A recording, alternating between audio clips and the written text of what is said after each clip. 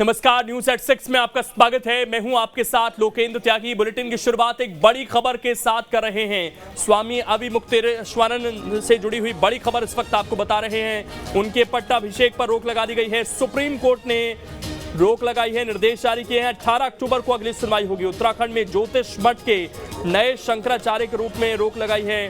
पुरी में गोवर्धन मठ के शंकराचार्य ने दायर किया हलफनामा। हलफनामे में नहीं किया गया नियुक्ति का समर्थन। पीठ ने कहा कि प्रार्थना खंड के संदर्भ में इस आवेदन की अनुमति है। बड़ी खबर आपको बता रहे हैं, हलफनामे में नहीं किया गया नियुक्ति का समर्थन। और स्वामी अभिमुक्तेश्वरानंद सरस्वती के पट्टाभिषेक पर सुप्रीम कोर्ट ने रोक लगाने के निर्देश दिए हैं। 18 अक्टूबर को मामले की अगली सुनवाई रखी गई है। पहले से ही ये जो नियुक्तियां थी, इनको लेकर सवाल उठ रहे थे। जो वसीयत सामने आई थी, जिसका अभी हम फुटेज भी आपको दिखा रहे हैं, जब ये पढ़ा गया था, इसको लेकर तभी से सवाल उठने शुरू हुए थे। हमारे संवाददाता अवनीश इस वक्त जुड़ गए हैं ज़्यादा जानकारी के साथ। अवनीश, क्या कुछ जानकारी मिली है? इस रोक के पीछे के कारण क्या कुछ बताए गए हैं? देखिए, 2020 से इनकी नियुक्ति के ऊपर जो इन पर विवाद है, वो मामला विचाराधीन है।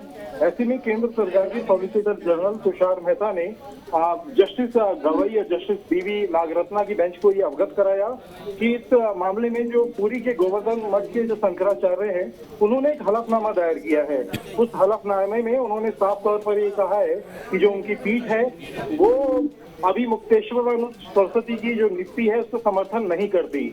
और जब उनका समर्थन प्राप्त नहीं है तो ये भी कहा गया कि ये जो स्वयं घोषित जो कार्यवाही की जा रही है, जो उनका राज्याभिषेक किया जा रहा है, ये अदालत में जो मामला पहले से विचाराधीन है सुप्रीम कोर्ट के समक्ष, उसको नजरअंदाज करके किया जा रहा है, जो कि गलत है, कानूनी तौर पर सही नहीं है।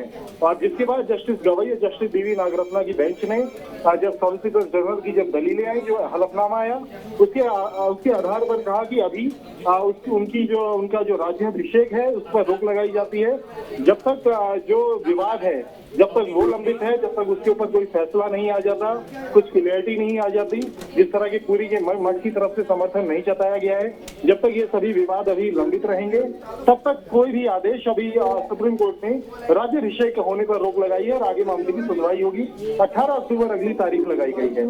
अवनीश, इसके अलावा अब आगे का अगर हम प्रोसेस समझें, अभी इस पर फिलहाल रोक लग गई है, क्या इसको चैलेंज किया जा सकता है किसी भी तरीके से? और मामले में सुनवाई किस चीज को लेकर अब होनी है? क्या किसी और को शंकराचार्य बनाने की डिमांड की गई थी याचिका में जो लगी, जिसके बाद ये रोक लगी है? जी, असल में इसमें क्योंकि 2020 का मामला है, नियुक्ति पर पहले से विवाद है। जो चारों मठ के शंकराचार्य हैं, उनकी जब तक सहमति नहीं होगी तब तक ये विवाद हल भी नहीं होगा। और जो 18 अक्टूबर की जो तारीख है, उसमें सॉलिसिटर जनरल ये बताएंगे कि इनके विवाद को लेकर जो भी उनकी दलीलें होंगी वो हमें देखने सुनने को मिलेंगी। और इसके अंदर जो प्रक्रिया है, जैसा कि अगर इनकी नियुक्ति और राज्याभिषेक पर अगर रोक लगाई गई है तो इनके पास ये अधिकार है कि वो अपील में बड़ी बेंच के पास जा सकते हैं।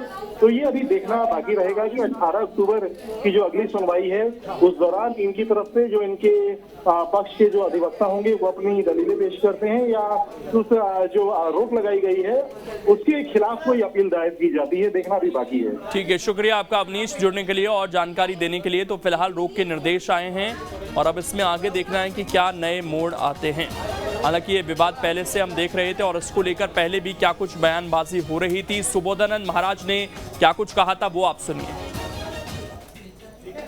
ये जो वसीयत पहले जो ब्रह्मानंद जी महाराज की वसीयत थी, उसमें ये गलती थी कि उनके जो नाम थे, पहले एक नाम था शांतानंद जी का, फिर विष्णुदेवानंद जी का, फिर वो उनको किसी को उत्तराधिकारी बनाने का अधिकार नहीं था। वसीयत में तो ये है जिसके नाम वसीयत लिख दी वो उत्तराधिकारी बना दे, परंतु ये जो गुरुजी ने वसीयत जो लिखी है, इसका ये वो है कि इनको पूरा अधिकार दे दिया, ये अपना उत्तराधिकारी बना सकते हैं। तो उसी में हम लोग वो फर्जी वसीयत के लिए लड़ते रहे। अब ये पूरा मामला क्या था, विवाद क्यों हो रहा है, उससे जुड़ी एक रिपोर्ट आपको दिखाते हैं।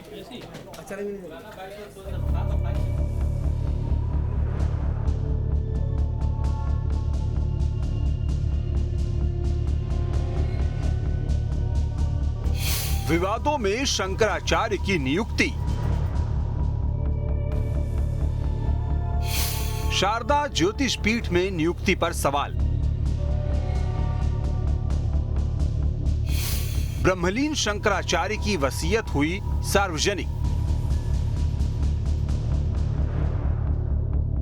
जी हां, शंकराचार्य की नियुक्ति पर विवादों का साया मंडराने लगा है। दरअसल शंकराचार्य स्वामी स्वरूपानंद सरस्वती के ब्रह्मलीन होने के बाद स्वामी अविमुक्तेश्वरानंद जी को ज्योतिष पीठ और स्वामी सदानंद शारदा पीठ के शंकराचार्य बने। लेकिन अब शारदा पीठ के शंकराचार्य स्वामी सदानंद की नियुक्ति पर पूरी पीठ के शंकराचार्य निश्चलानंद जी महाराज ने सवाल खड़े किए हैं। अपने ट्वीट में उन्होंने लिखा है कि शंकराचार्य के चयन की अपनी एक प्रक्रिया है जिसका पालन नहीं किया गया।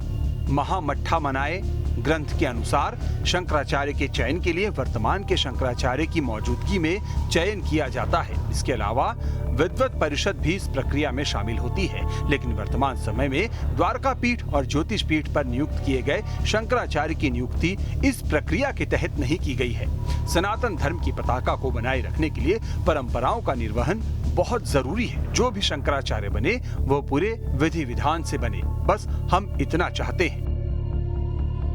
इधर शंकराचार्य की नियुक्ति पर सवाल उठ ही रहे थे कि शुक्रवार को स्वामी सुबोधानंद ने ब्रह्मलीन शंकराचार्य स्वरूपानंद जी की वसीयत जारी की। वसीयत में क्या कुछ लिखा है, उसके कुछ अंश ये हैं।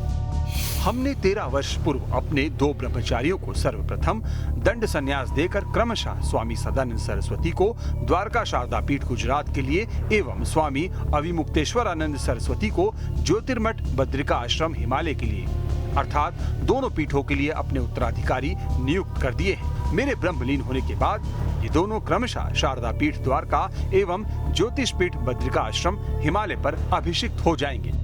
ये जो वसीयत पहले जो ब्रह्मानंद जी महाराज की वसीयत थी उसमें ये गलती थी कि उनके जो नाम थे, पहले एक नाम था शांतानंद जी का, फिर विष्णुदेवानंद जी का, फिर वो उनको किसी को उत्तराधिकारी बनाने का अधिकार नहीं था। वसीयत में तो ये है जिसके नाम वसीयत लिख दी वो उत्तराधिकारी बना दे, परंतु ये जो गुरुजी ने वसीयत जो लिखी है इसका ये वो है कि इनको पूरा अधिकार दे दिया, ये अपना उत्तराधिकारी बना सकते हैं। तो उसी में हम लोग वो फर्जी वसीयत के लिए लड़ते रहे।